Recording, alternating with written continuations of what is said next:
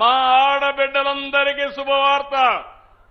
August 15 నుంచి ఉచిత ప్రయాణ సౌకర్యం మీకు కల్పించే బాధ్యత ఈ ప్రభుత్వానిది. ఏం తమ్ముళ్ళు చెప్పిన పనులు చేస్తున్నానా లేదని అడుగుతున్నా. 10 లక్షల ఉద్యోగాలు, దగ్గర దగ్గర 10 లక్షల కోట్ల రూపాయలు పెట్టుబడులు వస్తున్నాయి. 8,50,000 మందికి ఉద్యోగాలు వచ్చే పరిస్థితి వస్తుంది.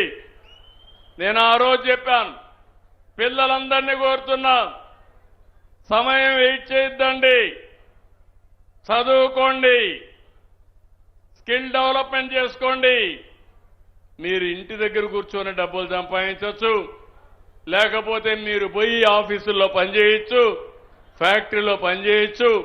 అవసరమైతే మీకు ఉద్యోగం వచ్చే వరకు నిరుద్యోగ భృతి కూడా ఇచ్చి అమ్మా నాన్న పైన ఆధారపడకుండా మిమ్మల్ని ఆదుకునే బాధ్యత ఈ ప్రభుత్వాన్ని. అయితే మీరు శాశ్వతంగా ఇంట్లో ఉంటామంటే అది మీకే కాదు, కుటుంబానికే కాదు, సమాజానికే భారం అవుతుంది. ఈరోజు కష్టపడే రోజులు పోయినాయి. ఈ విషయం కూడా మీరు గుర్తుపెట్టుకోవాలి. స్మార్ట్ వర్క్ అంటున్న హార్డ్ వర్క్ కాదు. ఏం తమ్ముళ్ళో నేను ఒకటి అడుగుతున్నా. ఇటీవల వాట్సాప్ గవర్నెన్స్ పెట్టాం. 550 సర్వీసులు ఆన్లైన్లో ఇస్తున్నాం.